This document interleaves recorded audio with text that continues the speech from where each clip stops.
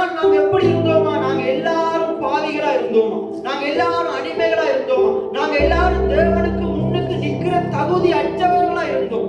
ஆனா தகுதியற்ற நம்மள ஆண்டவர் அவருடைய இரத்தத்தினால கழுவி சுத்திகரித்து இயேசு கிறிஸ்து மூலமாக, அவருடைய கல்வாரி சிலுவையின் மூலமாக, அதுல சிந்தப்பட்ட இரத்தத்தின் மூலமாக ஆண்டவர் நம்மளை கழுவி சுத்திகரித்து கிருபையினால நம்மளை நீதிமான்களா மாற்றி இருக்கிறார்.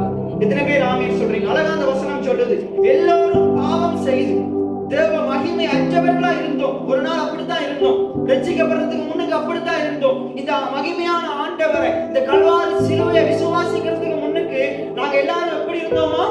பாவிகளா இருந்தோமா? ஆனா பாவிகளா இருந்த நம்மள ஆண்டவர் எப்படி நீதிமான் ஆக்கினாராம்? இலவசமாக. எப்படி நீதிமான மாற்றினாரா? இலவசமாக. நாங்க எதுவுமே செய்யல.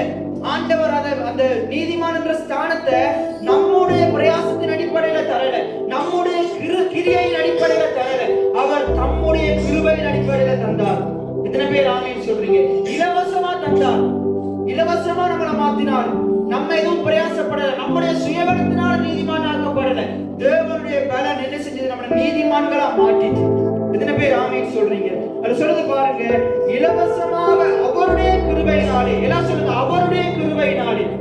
அவருடைய கிருபை என்னன்னா நம்முடைய செயல் அல்ல, அவருடைய செயல்.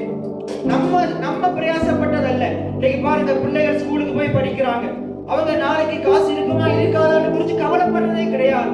ஏனென்றா அந்த பிள்ளை படிக்கணுன்றதுக்காக வேண்டி, அந்த பிள்ளை சாப்பிடணுன்றதுக்காக வேண்டி அந்த பிள்ளையுடைய பெற்றார் பிரயாசப்படுறாங்க, அந்த பெற்றார் உழைக்கிறாங்க, அந்த பெற்றார் கிரியை செய்யறாங்க.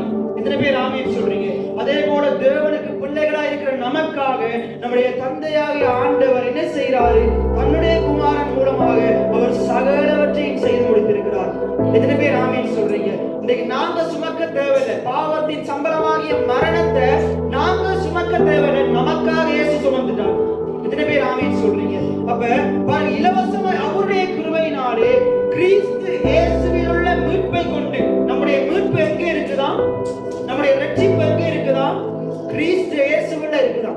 அதனாலதான் ஒன்றான மேய்தவராகி உண்மையும் நீர் அனுப்பினவராகி இயேசு கிறிஸ்துவையும் அறிவதே நித்திய ஜீவன். நம்முடைய நித்திய ஜீவன், பரலோக வாழ்க்கை எங்கே இருக்குது? அது இயேசு கிறிஸ்துவுக்குள்ள இருக்குது. எத்தனை பேர் ஆமென் சொல்றீங்க? நம்முடைய வெற்றி எங்கே இருக்குது? அது கிறிஸ்துவுக்குள்ள இருக்குது. நம்முடைய சுகம் எங்கே இருக்குது? அதுவும் கிறிஸ்துவுக்குள்ளதான் இருக்குது. எத்தனை பேர் ஆமென் சொல்றீங்க? அதே போல நம்முடைய பாவ மன்னிப்பும் கிறிஸ்துவுக்குள்ளதான் இருக்குது. அதே போல நம்முடைய செழிப்பும் அது உலகத்துக்குள்ள இல்லை, உலகத்தின் தொழில்களுக்குள்ள இல்லை, உலக பிரகாரமான காரியங்களுக்குள்ள இல்லை. நம்முடைய செழிப்பு, நீதிமானுடைய செழிப்பு கர்த்தரிடத்தில் இருக்கு.